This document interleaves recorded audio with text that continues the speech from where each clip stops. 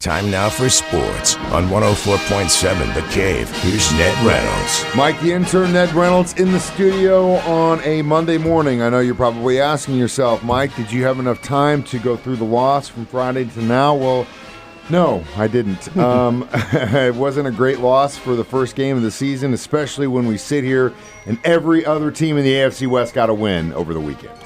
Well, not everyone. Baltimore Ravens didn't. Well, AFC in the West you're talking not about. AFC West. Well, yeah, but it's one game. Long way to go. Raiders got a nice little win, though. That's not a bad ball club at all. The one, though, in the Chiefs game, the impression I got was that the Chiefs just simply were missing an intangible. They didn't appear to be quite as quick and finite as the Kansas City Chiefs are. I'm sure they're going to pick that up. Whether or not the loss of Isaiah Worthy had something to do with that, I don't know, and they don't know. But the fact of the matter is they couldn't really hit that finite point that you have in games where they take charge and beat somebody, and they were not able to do that with the Chargers. 27-21 was the final. Kansas City had their chances and simply couldn't seem to capitalize. Now this week, I really feel like, Mike, this week, Kansas City for their home opener comes back and they will be fully charged and ready to go. And the way Philadelphia played in their opener on Thursday, wouldn't be at all surprised to see Kansas City win this one and maybe going away. But that's to be discussed later on this week. In the meantime, hey, you put a loss on the records. There are going to be some more probably, but the fact of the matter remains, I think Kansas City is a very good football team. I hope you're right. I'll always love this team, win, lose, or draw. But it's not just the Worthy loss. It's you can immediately feel the loss of Justin Reed after watching that secondary on Friday. It was abysmal. D was abysmal.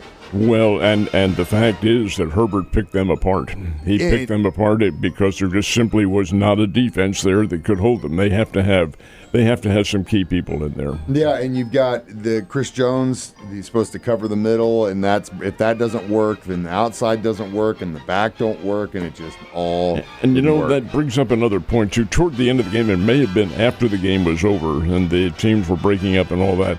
Jones and Tranquil got into it. That was during the game. And that bothered me a little bit. Now, I know it's football. It's any business is going to have disagreements and all that, but still, in a team of unity like Kansas City has, you don't like to see that. No, you do not like to see it, but like you said, we got a lot of football left to play, 17 weeks in fact, and so we'll be all right. Go Chiefs. U.S. Open actually closed out with number 1 and number 2 battling it out. They did. That's for the men, and for the ladies, Aryna Sabalenka, who is probably number 1 among the ladies. She knows what it's like to lose close matches. She lost in Australia in the title game. She lost in the French Open in the title match.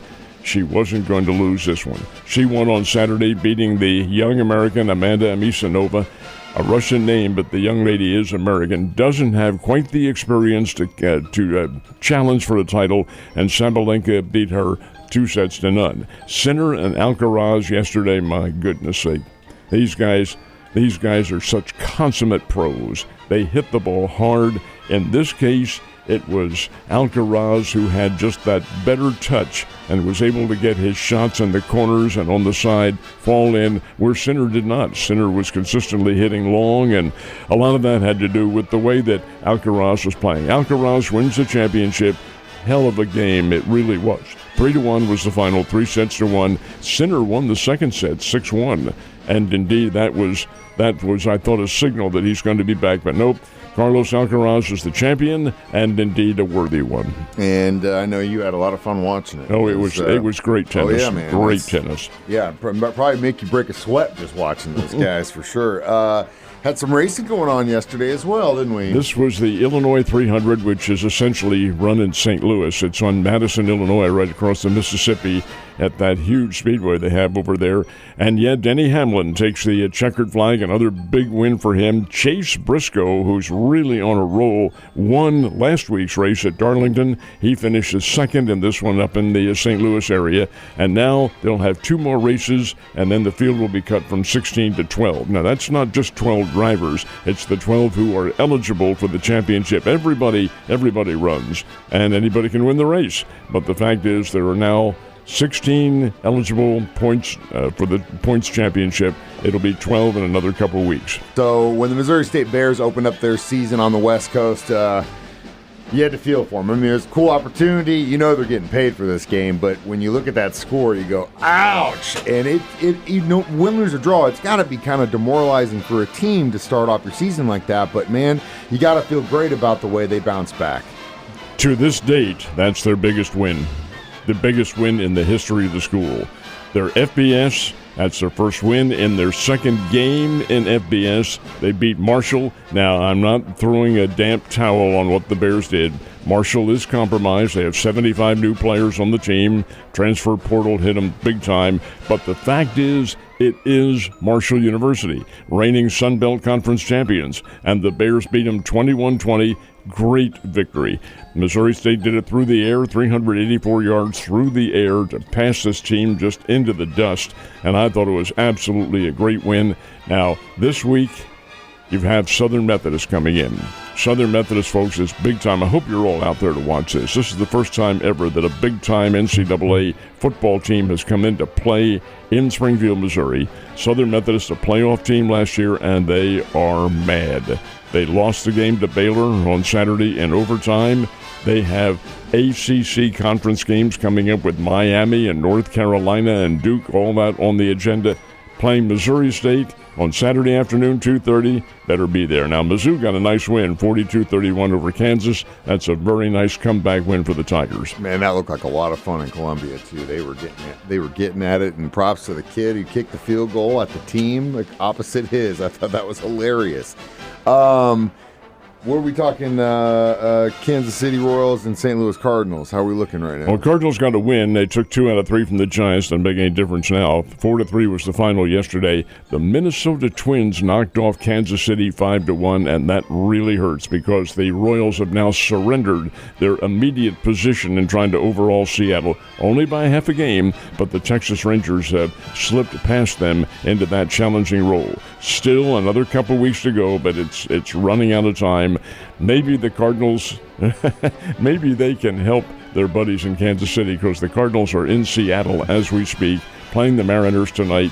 Boy, a win for the Cardinals out there and a Kansas City win would certainly help without question. Springfield Cardinals fall 2-1 in their final road game of the regular season. They come home now to close out the regular season and then head to the playoffs. And it's that time of year, fall baseball.